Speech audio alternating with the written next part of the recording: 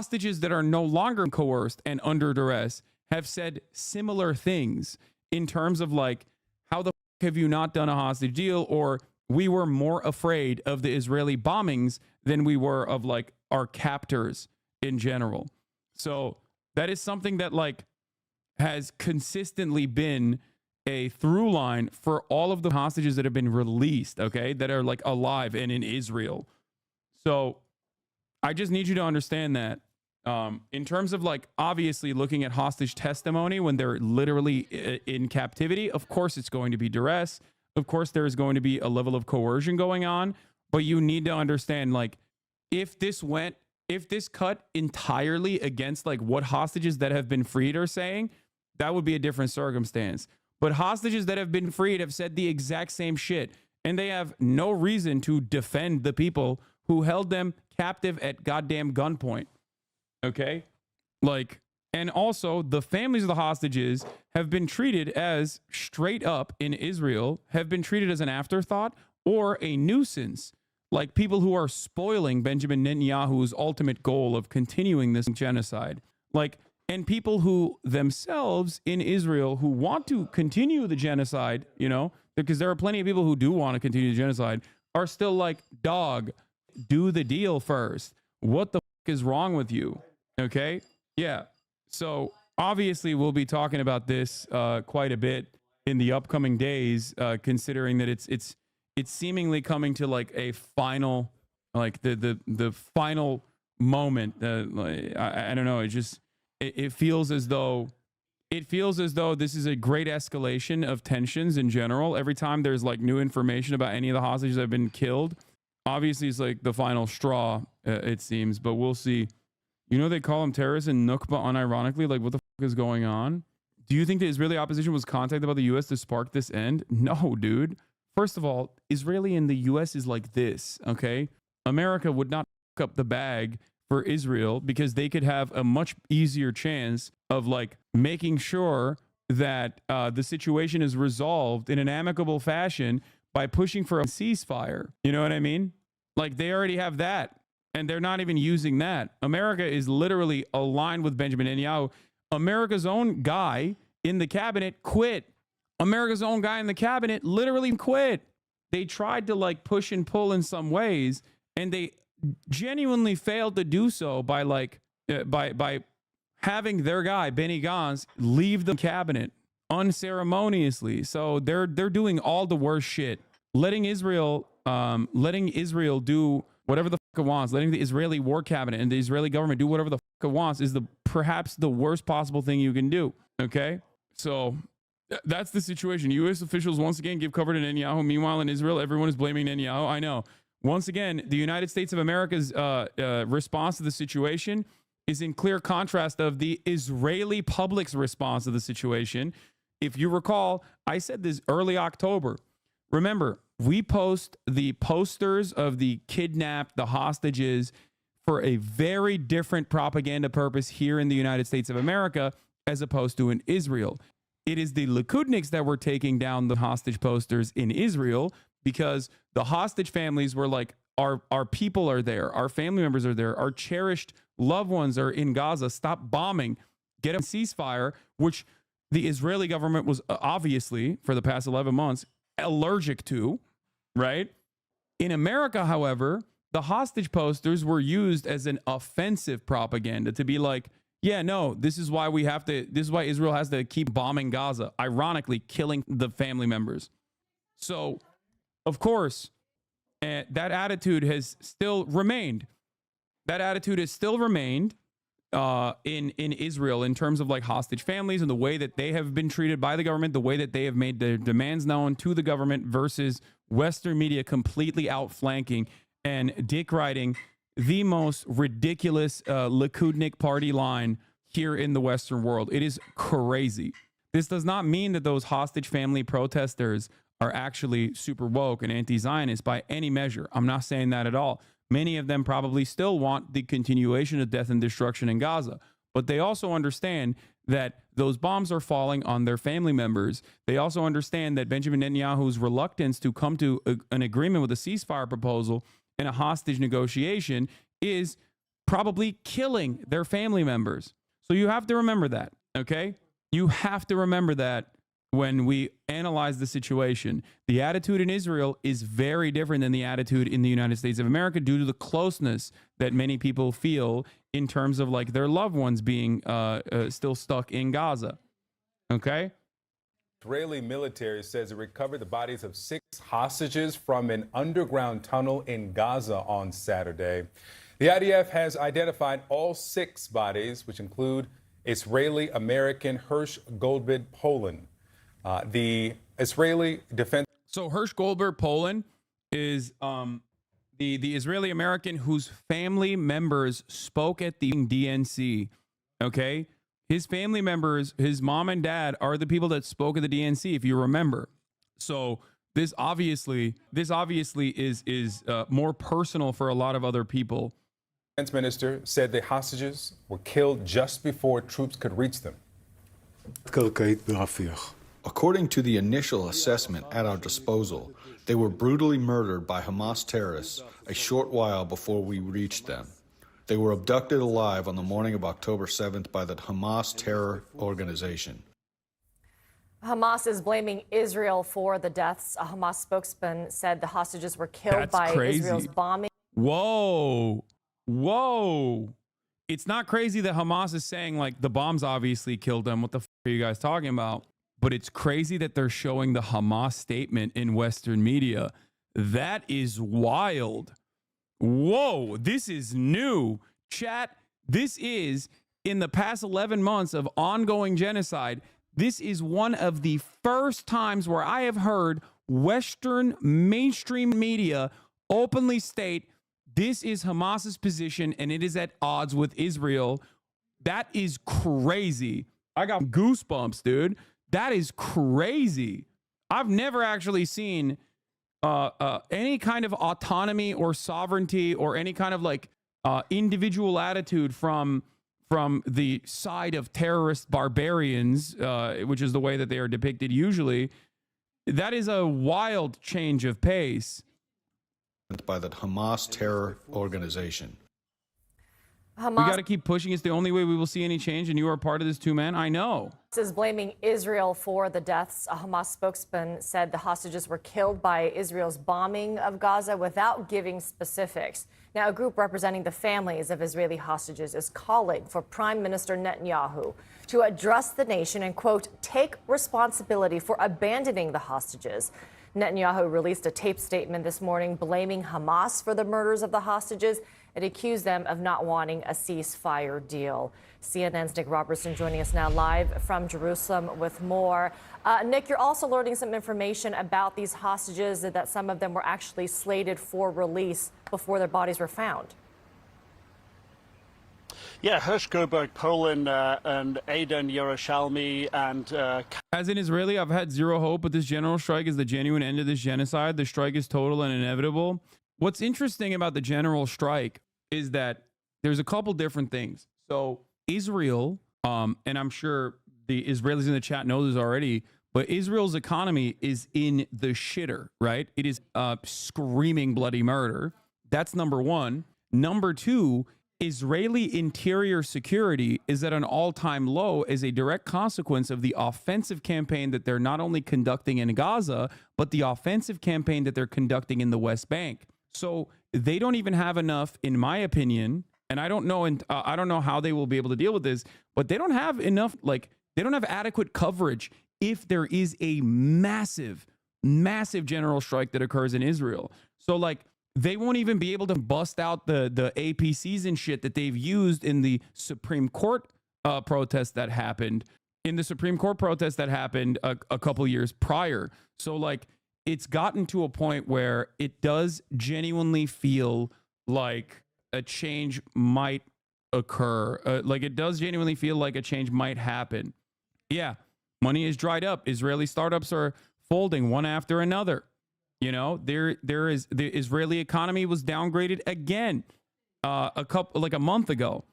And not only that, but also you got one port that is completely bankrupt. You have the embargo from Turkey that has like actually shut off some consumer goods to Israel. Like, these are genuine changes that are happening in Israeli society that otherwise has been used to these comforts that you get from being the vassal state, the unsinkable aircraft carrier of the United States of America. Like it is by definition a part of the imperial core, right? Like the way that people have designed their lives, the way that people are accustomed to certain things will create a genuine point of pressure, right? And I think that pressure is going to keep mounting, and we will see. Did you see this going on almost a whole year? Yes, I did. I looking at once the bear hug happened, I was like, this is going to continue for as long as Benjamin Netanyahu wishes it. If anything, I'm shocked that there's this much protest happening against the Netanyahu government right now. It's been an entire year of this bloodshed. It's been an entire year of this death and destruction. And in that time frame, Benjamin Netanyahu's popularity went from deeply unpopular to actually solidly popular once again. So that's something that you need to pay attention to. I'm an Israeli chatter, but don't know where to send the vids and protests and shit. Also, hi, Israeli chatter here. I don't know where to post protest vids today or tomorrow. People are gearing up here really hard in Tel Aviv and Jerusalem, so it's going to be huge. Also, hi. Yeah. I have, alongside many others, like Ilan Pape, who is obviously much smarter than myself, made that same sentiment before, that like the contradictions are becoming far too glaring. Contradictions are becoming far too glaring for this Zionist regime to continue its apartheid, to continue its genocide, and that it will inevitably be the end. It might take many, many years, it might take decades, it might take weeks, but Israel's own actions, its own vendetta, its own bloodshed that it has caused has not only made it internationally a pariah state, but there is a cost to this. There's a cost that you incur when you engage on this sort of endeavor. Okay. And the smaller you are as a nation, the more reliant you are to outside help as a nation, the shorter time frame you have to continue waging war like this. Okay. That's why I've said, like, something legitimately shifted in both the societal attitudes in Israel after October 7, but I think it basically kickstarted the inevitable downfall of Zionism and more importantly, of course, the apartheid that Israel will now try to redirect back to try and defend itself. It was already a pariah state before the genocide. The difference is that Americans are starting to see that way too. No, that's a huge difference though. Like the Western world as a whole recognizing Israel for what it is entirely different. Because when Western populations start recognizing Israel as a pariah state, because the globe had already seen what Israel was doing, because they had experienced what Israel is doing in different ways throughout their own historical development. But I'm talking about the Western core, the core countries, the NATO nations, the nations within the European Union, like the Western European nations. Like once their populations started recognizing this, okay, and this has been happening since 2021, I would say, but especially in the last 10 months, once they started recognizing what the was going on, that creates another pressure point internally in their domestic affairs for a lot of these countries. If the broad majorities of your public recognize that this is completely indecent, this is untenable, and yet you are still portraying a completely false narrative inside of your bubble, that puts you at odds with popular mobilization on the ground. And that is a genuine issue, because this isn't Saudi Arabia, this isn't Jordan, right? You can't apply that level of restriction upon your population. And you notice that even in the Abraham Accords nations, what their response has been post October 7 is still very managed. Why is it very managed, despite the fact that they still want weapons contracts from America and they still want to do trade with Israel? Because even they recognize, despite the fact that they obviously have a shit ton more restrictive attitudes at their disposal, that their public is absolutely at odds with the way that they want to continue their foreign policy. You know, this may sound dumb, but I realized Israel was when I saw World War Z for the first time. That seems insane. You know, this counts as a big deal if the U.S. media is covering it and sharing Hamas statements, as you said. That's the barometer for big deal if it catches U.S. media cycle. Exactly. For all of the talk that always occurs around nothing ever happens, things are always happening. It's just that nothing ever happens is a very Western chauvinist attitude, right? This is something that I have talked about quite a bit. There's this meme, for those of you who don't know, online of nothing ever happens, okay? The end of history. I think it was Francis Fukuyama who originally said, like, it's over, it's done. Post-Cold War, end of history. History will never, the trajectory of our lives is never going to dramatically change. Now, of course, obviously, things are happening all the fucking time. It's just that in the West, nothing ever happens means nothing happens to me, okay? Nothing ever happens to me. Things are not disrupted in my life, right? That's what that means. That's what the nothing ever happens crowd is actually saying. And this, or at least this, CNN, referring to Hamas statements being at odds with the Israeli government, is a change in trajectory. It's a change in the way that American media is covering this issue. That's something happening. That's something happening that even the nothing ever happens crowd recognizes. Okay? So this is a big deal. Okay? This is a big deal. Zionism will be hard to overcome in Germany. We're not talking about Germany. Germany is in an entirely different world of its own. I don't even want to get into Germany. I'm disgusted with everything that I've seen. I saw an anti-Semitism report from Germany on TikTok where the TikToker went through like each individual incidents that were considered anti-Semitic, and it was so disgusting, dude. It was so disgusting. There's like people attacking a synagogue, which is a real anti-Semitic crime, right? Listed alongside with the same level of severity as someone getting together at a gathering and saying the International Court of Justice's own position, like reiterating the position that Israel is currently occupying Palestinian territory and it must immediately stop its occupation. That was considered an anti-Semitic incident mentioned alongside like attacking a synagogue. So you're putting neo-Nazis and in often instances protests led by German Jews in the same category. You are out of your goddamn mind, okay? You're out of your mind. I don't even want to talk about Germany. I don't want to even think about Germany. Germany, I'm done with it, okay? I'm done with Germany. Ridiculous. Yeah.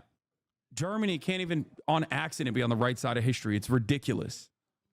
Kamal Gat were all slated to be released in the first phase under sort of humanitarian grounds, the first phase of release. Hirsch had become a sort of a symbol, an international symbol, if you will, for the hostages, not just because of the brutal pictures that everyone saw when he was captured.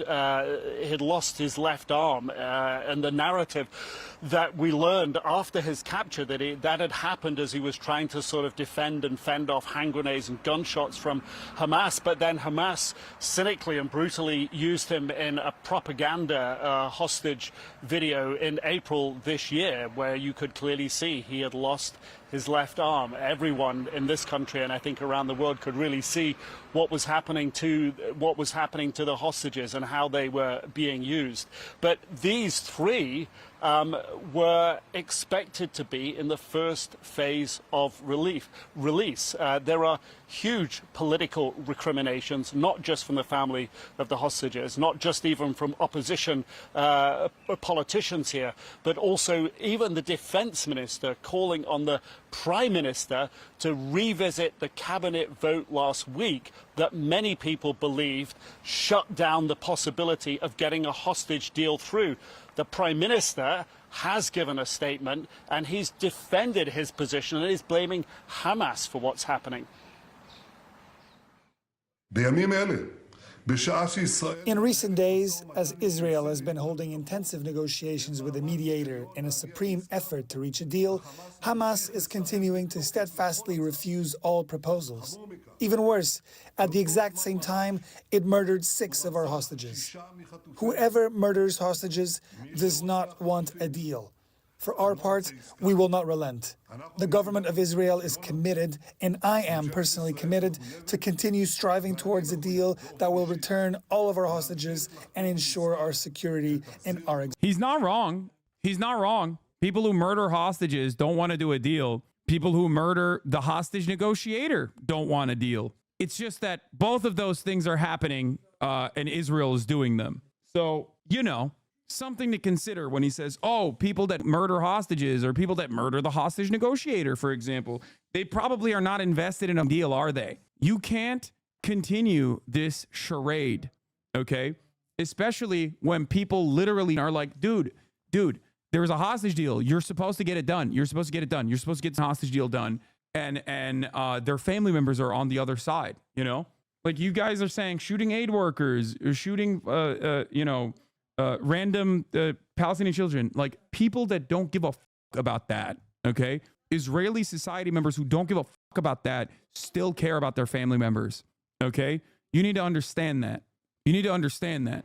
People who literally think like, oh, it's not a genocide, it's an offensive campaign that we have to do whatever, are still like, dude, get the deal done. Get the ceasefire done, you piece of shit. My family members are there. My friends are there, okay? Do you understand? Do you get it? Like, this is very, very important to recognize, okay? Very important to recognize, because does Hamas want a deal? Of course Hamas wants a deal. Come on, dude. How many months have we covered this? Of course they want a deal. And the deal has been basically on the table for 10 months. Here, listen to Israeli hostage negotiators. We later found out that Hamas had offered on October 9 or 10 the release of all civilian hostages in exchange for the IDF not entering the Strip, but the government rejected the offer. Okay? The Israeli government spokesman says war will continue even if all hostages are released. This war has to end with the end of Hamas, Elan Levy told the BBC. Okay? Do you understand? Yeah, there's also internal documents that came out from Drop Site News, which we will cover in a second. We'll get to that. Hamas had already accepted the U.S. deal, by the way. Hamas says it accepts Biden's ceasefire deal without new Israeli conditions.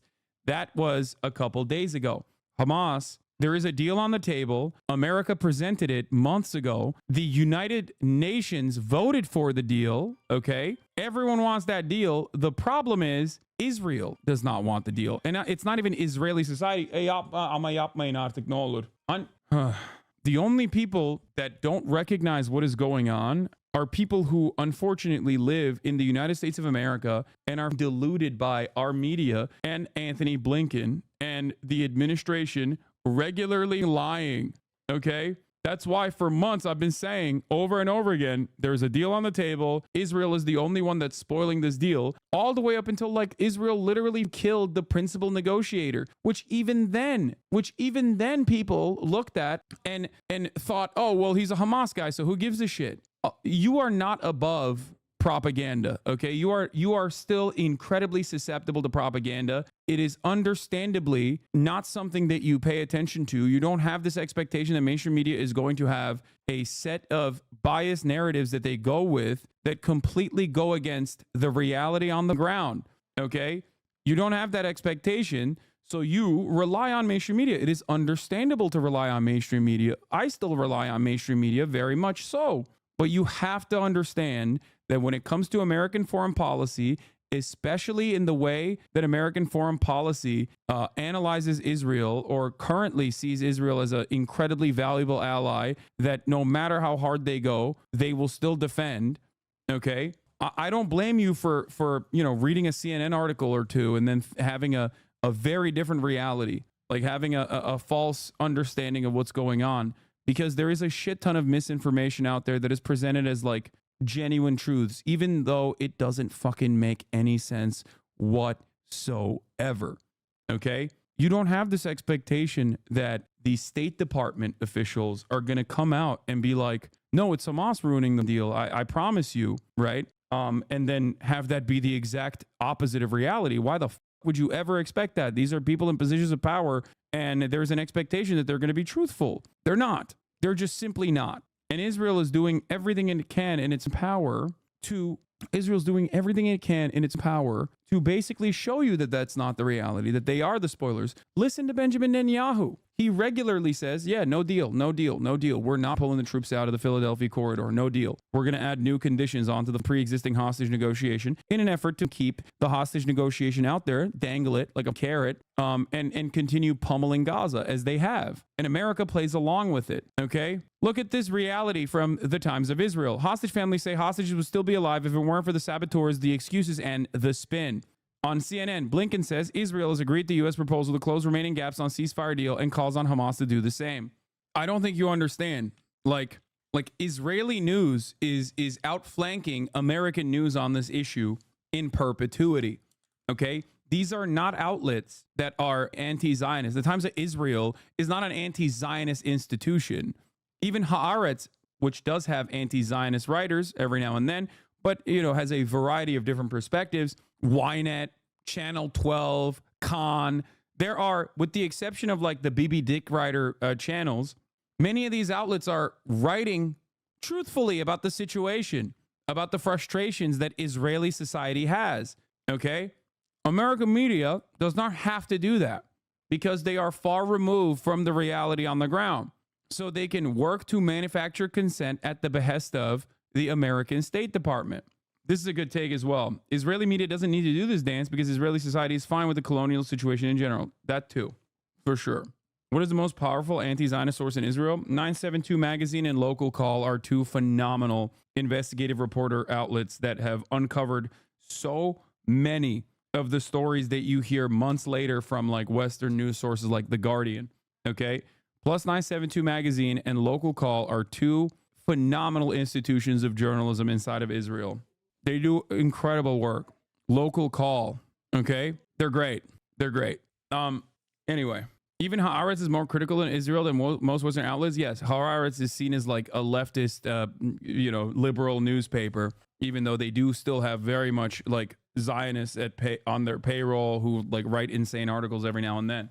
Also, not journalists, but B'Tselem. Yes, B'Tselem is an Israeli human rights group. They're phenomenal as well. But what is this? Don't you think Hamas has also made a lot of allegations and is not doing any good to Palestinians, regardless of them saying they want a ceasefire and pro-Palestine, by the way? What do you mean? Hamas has made a lot of allegations and is not doing good to Palestinians. What are we talking about here? What? I'm pro-Palestine, by the way. I'm confused as to what you're trying to say. I genuinely don't understand it. Haaretz also has Gideon Livy, who is a Sigma male. Yeah, Gideon is great. Follow Palestinians and anti-Zionist Israelis like BM. I really hate you for accurate Palestine news. Yeah, that's another one. Hamas is a resistance group against the Israeli apartheid. I don't know what you're trying to say, though. Like, what allegations has Hamas made?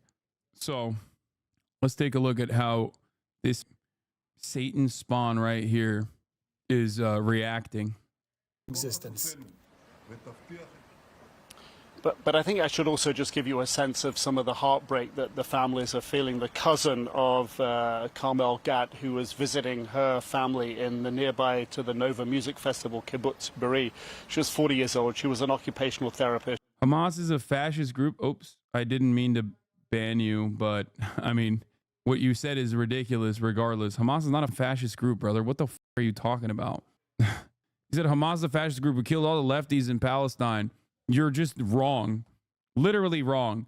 You know who has been responsible for more Palestinian leftists being butchered, slaughtered, tortured? Fatah. Okay? The Palestinian Authority.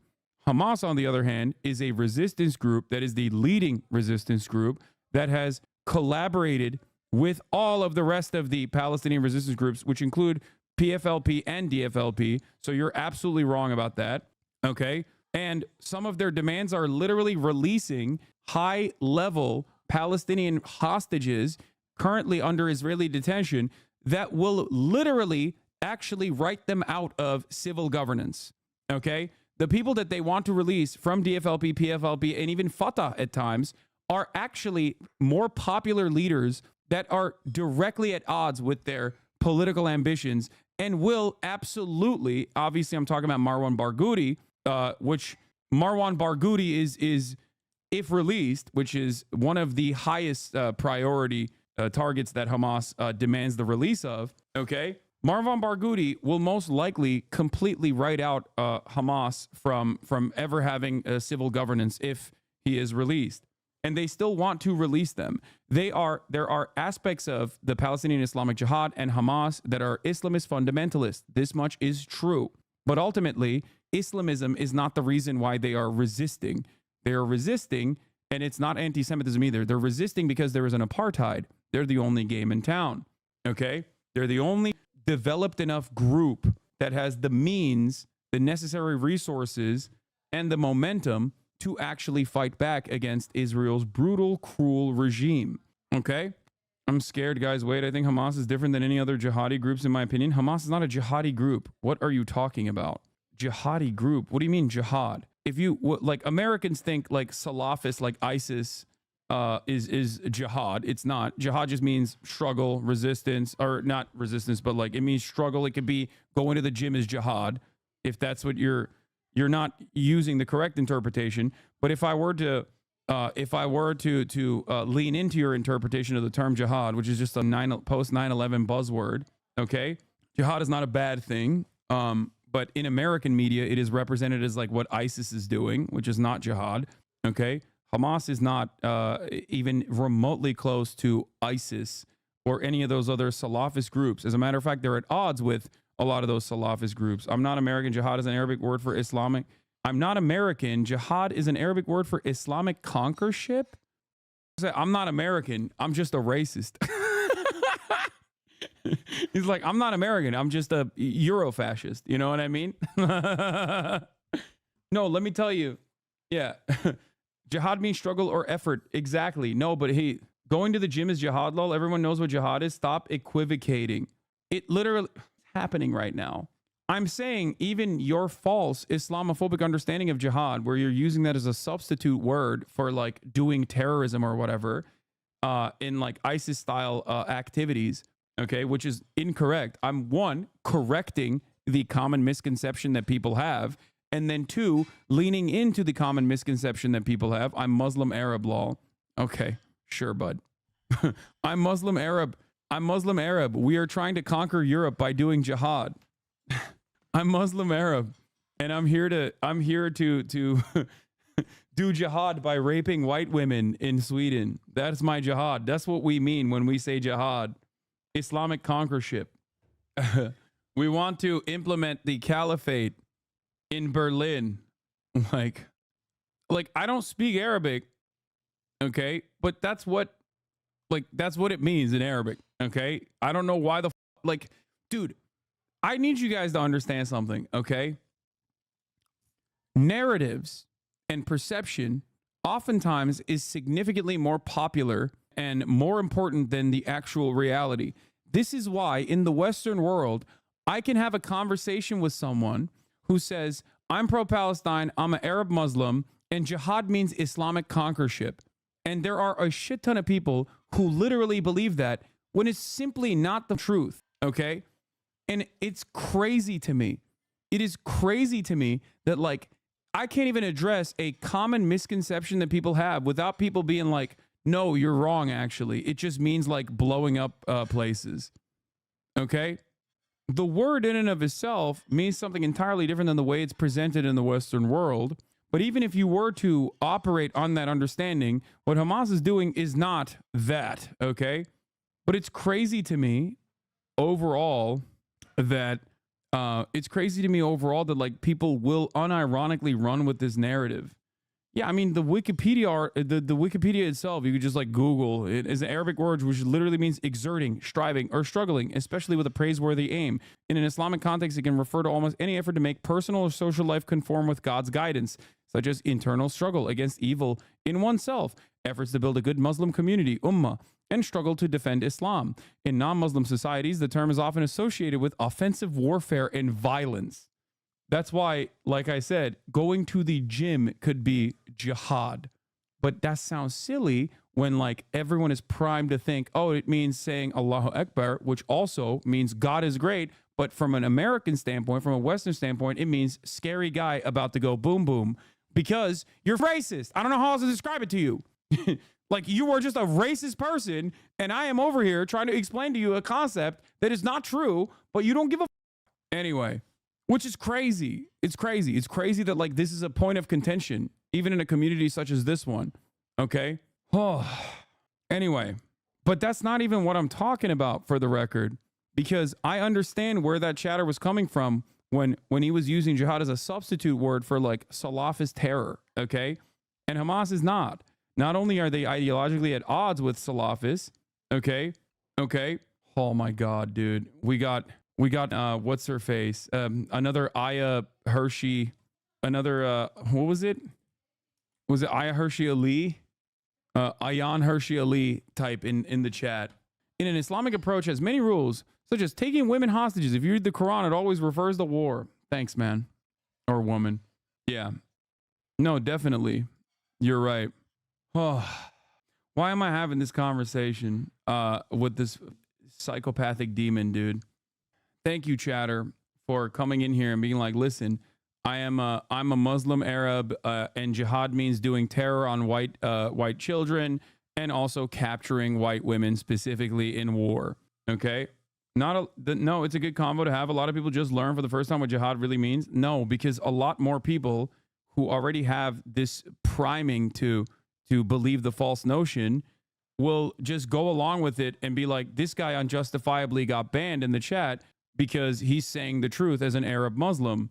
You don't understand.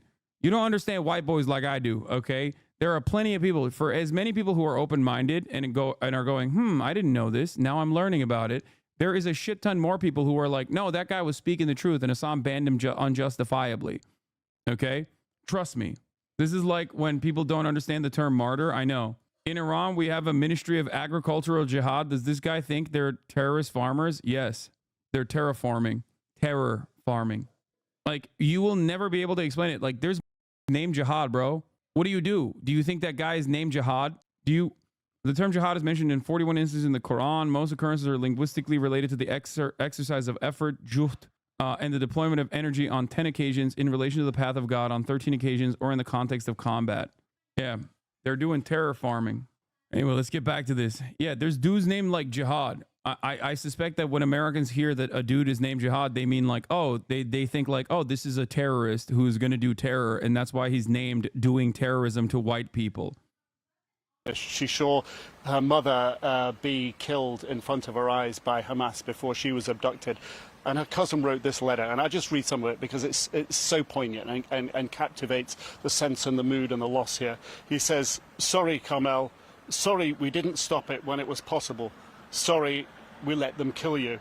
I wish you saw and heard, and I wish you even saw with your own eyes, and that I'm sorry you saw with your own eyes the murder of your mother. I wish you discovered that your father and your brother and your sister-in-law and your niece survived. I wish you saw how your friends fought to bring you alive. I wish you hadn't heard the Prime Minister say that the Philadelphia corridor, the sticking point in the negotiations, is more important than your life and the lives of the other hostages. I can only imagine. Bro, they're literally writing scathing letters about like the minutia of Benjamin Netanyahu's like holdout positions in Israeli society. It's actually shocking that they named the Philadelphia corridor as a point of contention in this letter, because that is directly what Benjamin Netanyahu is using as a reason as to why he does not want to do this hostage negotiation and ceasefire proposal, which is crazy that it's on CNN now. I am actually shocked. Of course, it should have never gotten to this, but I'm actually legitimately confused as to what my eyes are seeing, what my ears are hearing from CNN. This is not a thing that I ever would have thought would happen on CNN. And not only that, okay, I love how you hate Israel so much that you don't even mention Hamas. I love the hypocrisy. What hypocrisy? What is the hypocrisy? I am mentioning Hamas. I've talked about Hamas quite extensively on this broadcast for the past 11 months.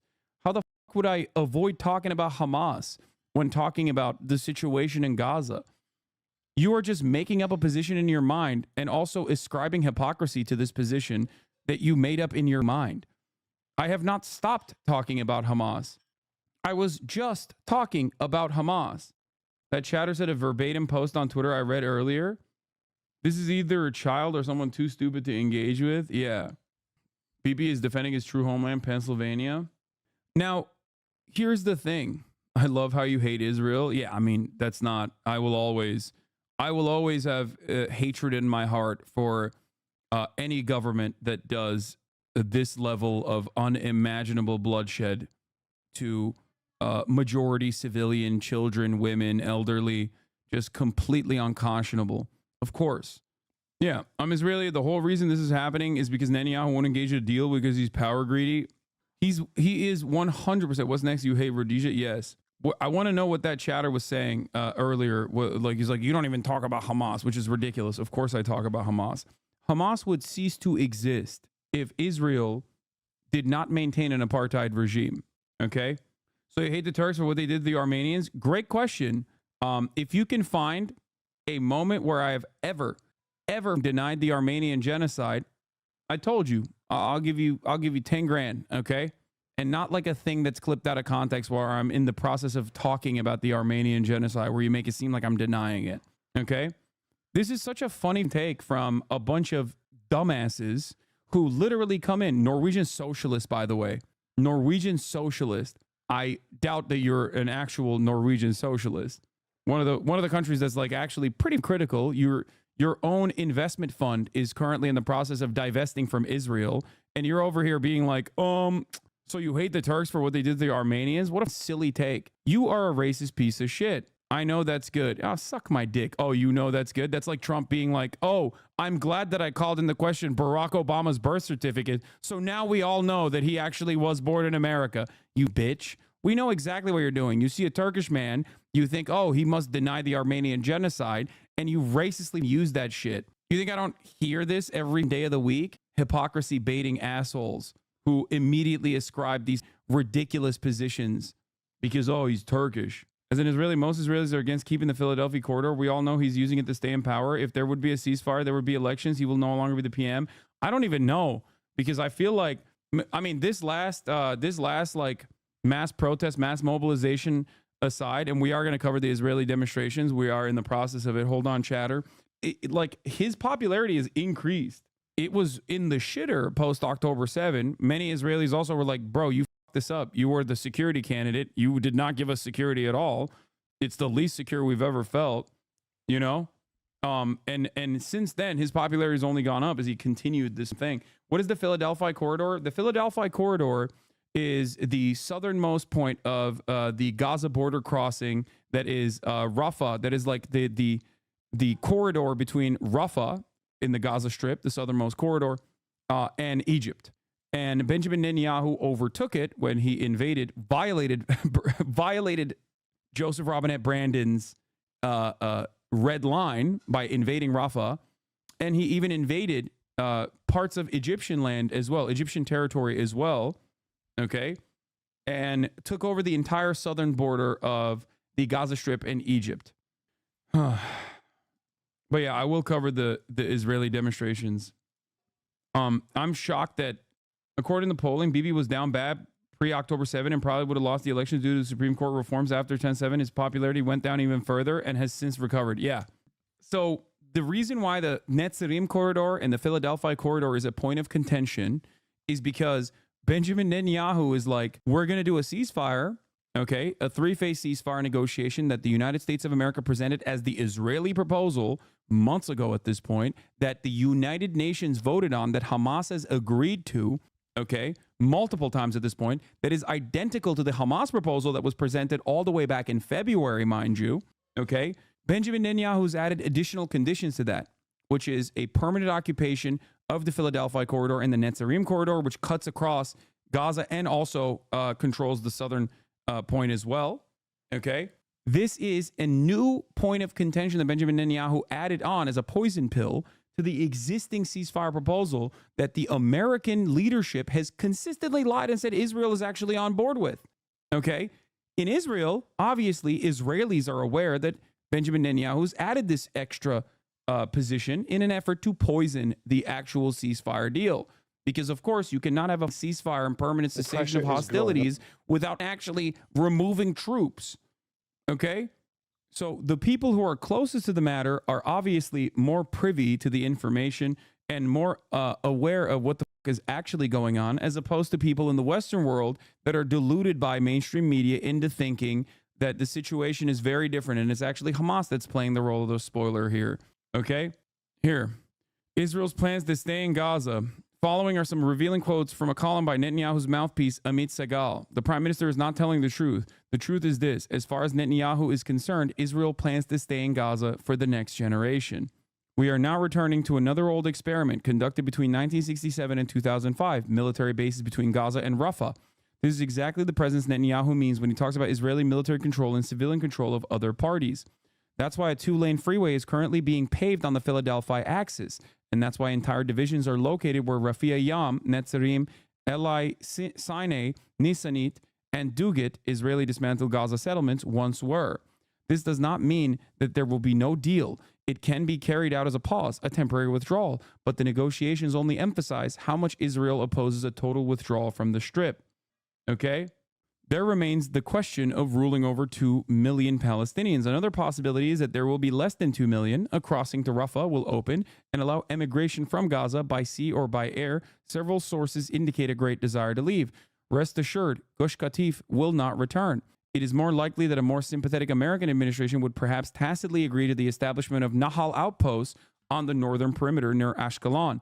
Ministers are pressuring Netanyahu to order a total evacuation of Gaza City from its last 100 to 200,000 inhabitants. The security justification is the removal of the threat to the Netzarim corridor. The real justification is the shock and despair that this will sow. It's funny that it seems the media here in Israel is more anti-Israel than the media over there in America. No, the media in Israel has to a certain degree, accurately cover what the f*** is going on. Okay? Israelis are closer to the situation. They are not as oblivious as Americans are. This does not mean that these outlets are anti-Zionist by any means. There's two different reasons. One, because the Israeli society's attitude towards the IDF and towards, like, death and destruction in Gaza is, I hate to, there are Israeli chatters in here, I'm sure they will agree with me, a little bit different than the Western world's attitudes. They're closer to the problem. They're closer to feeling some type of way. Okay. And for that reason, they are already primed with total death and destruction. Not the entirety of society, but plenty, like broad majorities of the Jewish citizens of Israel, especially, okay, which comprise obviously the overwhelming 2/3 majority of Israeli society, are fully primed and invested, dare I say, in the death and destruction of Palestinians, or at the very least can turn a blind eye to that death and destruction. Israeli media also rarely ever covers the atrocities that are ongoing in Gaza for a specific reason, continuing the manufacturing of consent in Israel for Benjamin Netanyahu's quote-unquote war. It's his offensive siege. Having said that, however, there is obviously a closeness to the situation in terms of like having Israeli citizens that are still being held captive in Gaza, and therefore they can't go in the same propaganda direction that like Americans can. American media can do that because there isn't that same level of closeness. This is something that I brought up pretty early on. When we talked about the hostage posters and the role that it plays in Israel versus the exact opposite role that it plays in America. Hostage posters were placed in the United States of America all around big cities with the effort to continue to say, like, look, this is why we're blowing up Gaza. This is why they deserve it. Whereas in Israel, hostage posters were being ripped up by Likudniks, Bibists, because they were seen as like a hurdle, a nuisance, a spoiler to Benjamin Netanyahu's like bountiful claims to Gaza and whatever he wanted to do. For Americans, this is in the background. In Israel, it's the foremost issue. Exactly. If Israeli media accurately represents the situation, what is the Western media's motivation for not accurately reporting? Old habits die hard. The American State Department interest, as it stands, it is being guided by rabid ultra-Zionists, okay? Like at the top level, at the highest level, you got Blinken and you got Biden. And you have Kirby. Those guys are some of the most ideological ultra-Zionist zealots you have ever encountered, okay? Straight up. Like I would say Biden being the most rabid, okay? Biden is one of the most rabid ultra-Zionists you have ever encountered in American politics, okay? What is this? Remember me, June 11th, 2024? I don't think so. What, did you get banned or something? And you came up with a new a new account? For that reason, Western media, which obviously, if they covered this situation accurately, would develop unimaginable anti-Israel sentiments in the Western world. Think about the anti-Israel sentiment that exists in the Western world right now, in spite of the broad media coverage defending Israel. Okay? Think about that. Now imagine if the media was accurately reporting the story. A lot of you already come here and hear what is actually happening and develop this attitude. There would be a lot more people who have that exact same attitude that you have. This would put America at odds with the State Department, okay? This would create even broader popular sentiment in the United States of America in terms of a real push for a ceasefire and maybe even the dissolution of the apartheid. Obviously, the media has two different roles. One, to accurately portray the truth, but also maintain a shred of legitimacy so they can, next time they cover something important and they have to lie to you, you have to believe them. The other responsibility they have is to obviously toe the line and play a role in defending America's strategic interests in the globe. That is the issue here.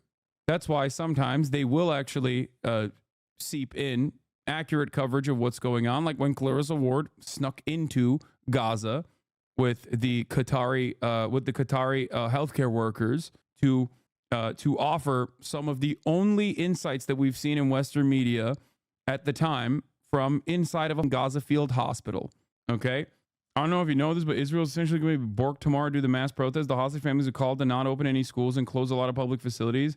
If only someone could protest and close the segue at the top of the hour ad break. Jesus Christ. This is, I thought, aren't you literally in Israel, bro? That's fucked up. That's like Time Without an Ovo coming in here to hit me with a top of the hour ad break debate. That's crazy. If you are a known Israeli chatter in here, you can't be using that. You can't be using that additional influence for evil like this. That's crazy. That's crazy. He also actually correctly talked about this thing that is going on. God damn. Me, holy shit. Okay, well, I got. At the top of the hour, there's a 3-minute ad break. I got cooked. If you no longer want to see those ads, all you need to do is subscribe, which you can for $6 or for free with a Twitch Prime. Okay? You can also get gifted a sub if you're lucky. Yeah, gagged you I fear? Yeah, don't fear. I did get gagged, okay? I did. Here's the 3-minute ad break now. Debated with factual information is wild. Yeah, from like directly on the ground factual information in real time. We'll talk about the strike in the national strike that has been called in Israel in a second. Let's continue. How much rage that must have filled you with. These are such poignant words. And of course, these are words that we're going to hear from so many family members who are absolutely devastated with the loss and the sense that not just the first 3, but all of these 6 could have been released through negotiations, through a ceasefire deal. So heart-wrenching to hear, Nick Robertson. Thank you very much. The families of the killed hostages are speaking out this morning after hearing the news of their loved ones. The family of Hirsch Goldberg Poland said in a statement, with broken hearts, the Goldberg Poland family is devastated to announce the death of their beloved son and brother Hirsch. The family thanks you all for your love and support and asks for privacy at this time. Elliot Godkin joins us now. Elliot, most of us remember seeing his parents there at the DNC just a couple of weeks ago. Yeah, it is the Goldberg family is the family that spoke at the DNC. Telling him, if you are watching. They're American Israelis, okay? And their son is also an American citizen as well as an Israeli citizen. If you are listening, survive. And now this news. What else can you tell us about these hostages? Victor. How could the American government be so stupid? How could the Kamala campaign be so unimaginably stupid, dude? Like, you think this shit wasn't gonna happen? Are you delusional? Are you dumb? Like, are you that dumb, really? I'm an idiot. I've said it for months at this point. It's like leaving this up as an untied, unresolved situation, and that unresolved situation is literally genocide. But even if you don't give a fuck about brown people being killed, like, you think that there aren't going to be more humanitarian aid workers that get killed, for example. white ones too, as a matter of fact. Like, it's gonna happen. It is inevitable. You think this shit is not going to move the needle again just because it's Brat Summer for like 3 weeks? You think that it was going to be Brat Summer and then Brat Autumn? You think vibes would be able to enjoy, would be able to carry the Democratic Party across the finish line without this becoming a major issue again? I don't understand it. Yeah, new ABC poll came out today. Who would handle Israel-Hamas better? 33% say Harris, 40% say Trump. What did I tell you? The more Harris comes out and ties herself to Biden, the more the American population will broadly associate her with the unpopular policies of Brandon and will literally will keep falsely thinking that Donald Trump is going to be better on this issue. And it's not an issue that you want to be the top priority. Okay, you're already getting destroyed on immigration. This is why those poll results are slanted in the opposite direction. Okay, she had an opportunity and momentum to cut against the Biden campaign on this front. It's not that long ago where a similar situation took place within the Democratic Party with LBJ. It is so frustrating. It is so frustrating. I've been screaming from the goddamn rooftops about this for months at this point, even before Biden dropped out, and certainly after Biden dropped out. Why do you think she's doing it? Because she's a blank slate and also a fearful politician. She is leading by fear. Okay, she's running a fearful campaign. She's running scared, just like Democrats usually do.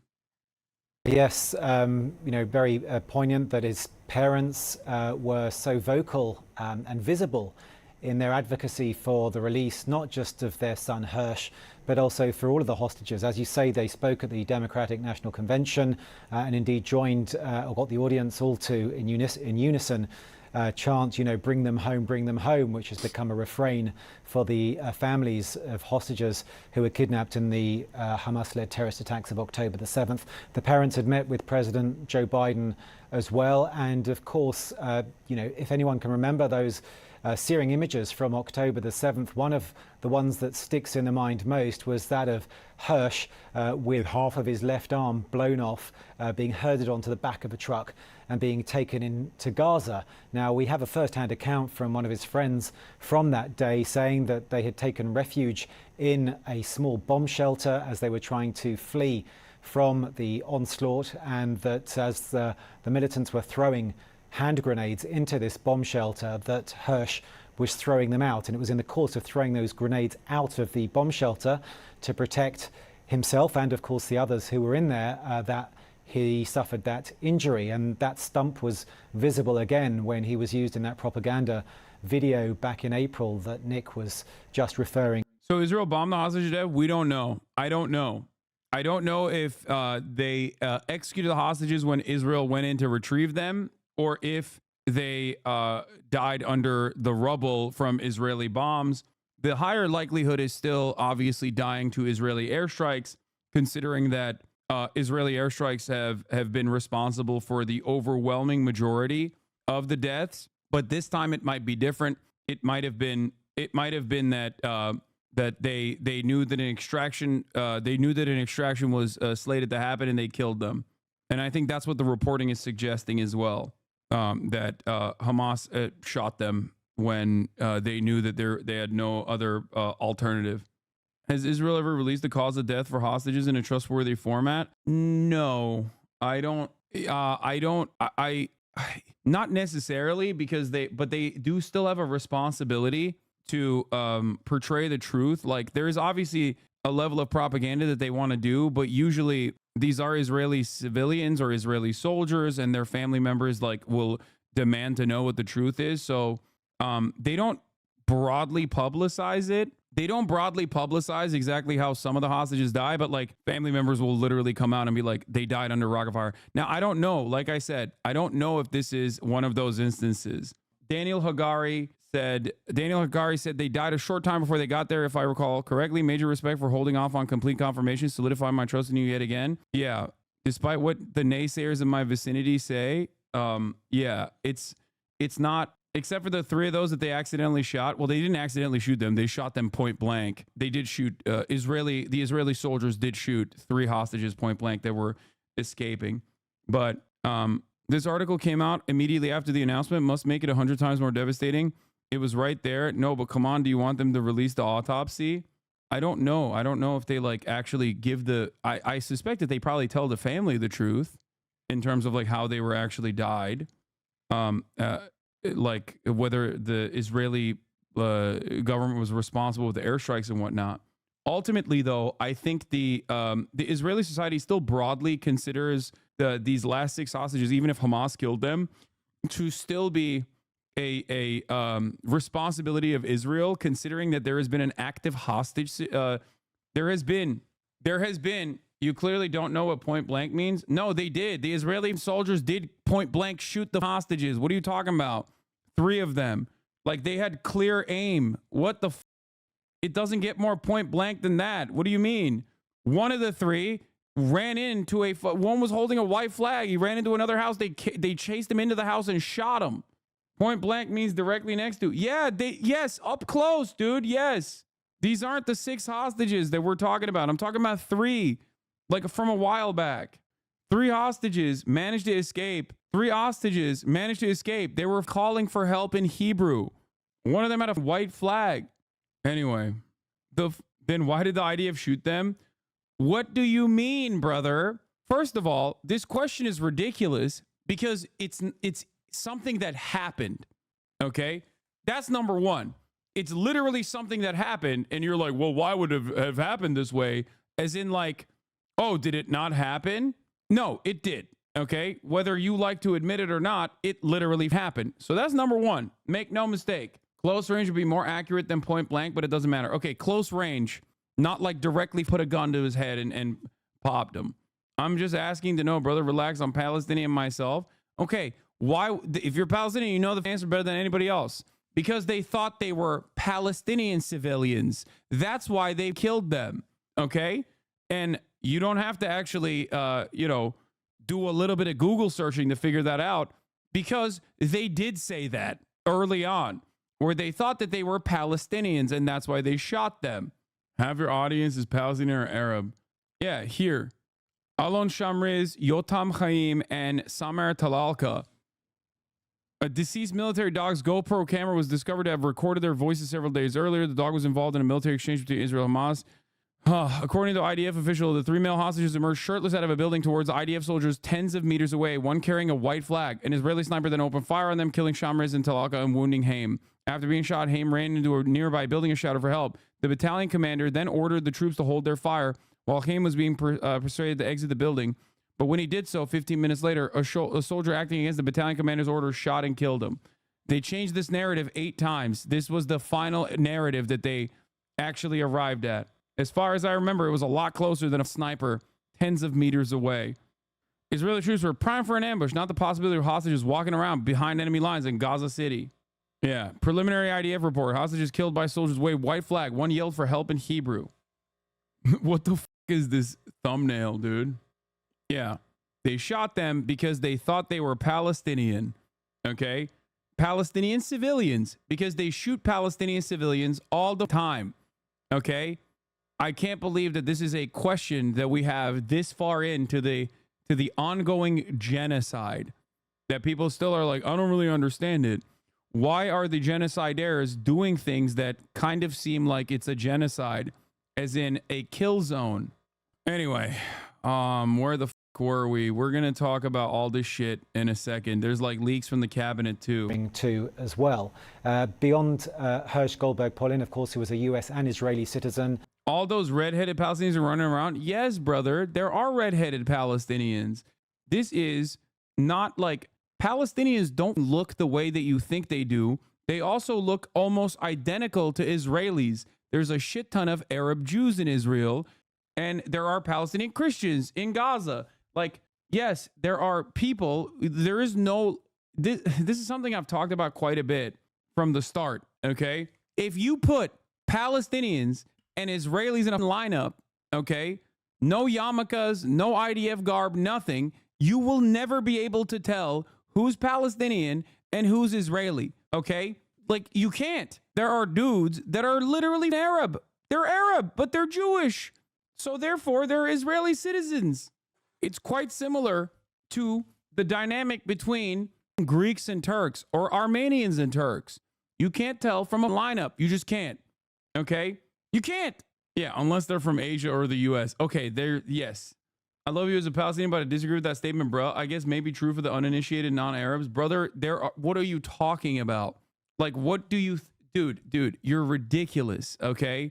You are ridiculous if you think that there is any sort of like significant distinction without like anyone talking, without anything like that on a lineup. If you think that there is any sort of distinction between a Jewish person of Arab descent, okay, that came from like Yemen or came from Iraq, okay, or any number of these different places in the region that is just Jewish, but of all from this entire area, okay? If you think that there's any sort of like trait that you can associate to being Jewish, or rather, the distinction is determined via penis inspection? No, because Muslims also get circumcised. So no, you can't even, I know you're trying to make a joke, but even that joke is not correct. Remember when some freak, some ultra-Zionist rabid freak early on was talking about how we're going to circumcise the Palestinians? And I was like, bro, what are you talking about? They're Muslim. Of course they're like, with the exception of the Christian Palestinians, like they're circumcised. There are a lot of white Arabs and Palestinians. Exactly. Born in Oakland, California, moved to Israel when he was just 7 years old. You have Eden Yerushalmi, a 24-year-old bartender who not live streamed, but was on the phone during her hours-long ordeal trying to flee, to hide from the military. Why would Hamas kill the hostages right before the IDF found them? I know it's not confirmed that they did it. I'm just trying to understand their potential reasoning. Would it be to add more pressure? Yes. These hostages, some of them were directly named in the ceasefire in the first round of the hostage transfers, okay? So from their perspective, they're like, Israel is not holding to this deal, and they're trying to forcibly extract the hostages. So if they understand that this is if they're losing their leverage in this circumstance, yes, for their perspective, those hostages being killed in the last moment, whether by Israeli gunfire or by Palestinian gunfire, it causes what is currently happening in Israel from their perspective. And it demonstrably has been, I don't know who is responsible for it. Like I said, I'm waiting for confirmation, of course, but it is in their interest. If we're looking at this in a logical manner, it is in their interest to say, like, you don't get the hostages unless you do a deal. It's the same. I mean, it's quite simple when you think about it. You've seen it in movies. You know, why does the hostage taker in a bank robbery kill hostages? It is to apply pressure to the hostage negotiators. Of course, in movies, usually the police don't shoot through the hostages and then blow up the entire city block and then blow up the rest of the city, as a matter of fact, with no need for like actually extracting any of the hostages. That's what Israel's doing. So it's not like, you know, it's not like the movies at all, unless you're talking about like a World War II style movie.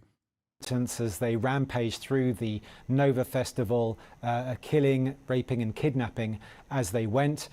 She spoke with her sister. She had her sisters on the phone, and her last words to her sister Shani was, Shani, they caught me. There was Carmel Gut, 40 years old, the only one of the 6 bodies who were recovered on Saturday, who was not at the Nova Music Festival. She was visiting her parents at Kibbutz Be'eri, just on the outskirts of the Gaza Strip. Her mother was killed that day. Her father survived. And indeed, hostages who were released during the one and only hostage ceasefire deal back in November said that she was like a guardian angel to them, and she was teaching them meditation and yoga. Then you also have Almog Sarusi, 27 years old. He was with his girlfriend of 5 years. She was shot and mortally wounded. He stayed with her to try and help, but then wound up being kidnapped himself and taken into the Gaza Strip. Alexander Lobanov, a 32-year-old Russian-Israeli citizen. He was a bar manager at the Nova Music Festival. He was said to have helped others to flee to the nearby Be'eri forest to seek refuge, but they were caught.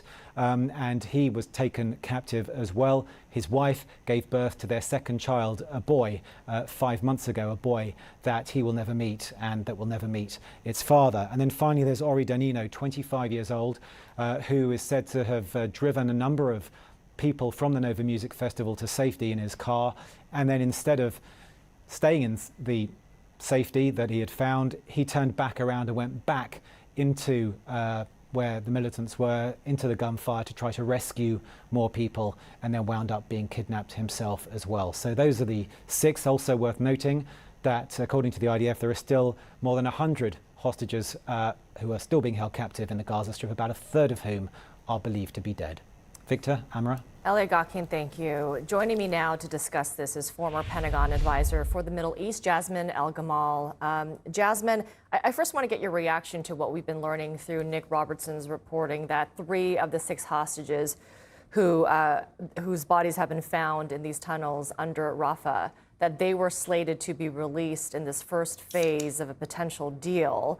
Now they try to make it seem okay because they took hostages anyway. Lol, how pathetic of them. What do you mean? And that IDF saying that they were brutally murdered by Hamas just a short while before they were reached by the IDF.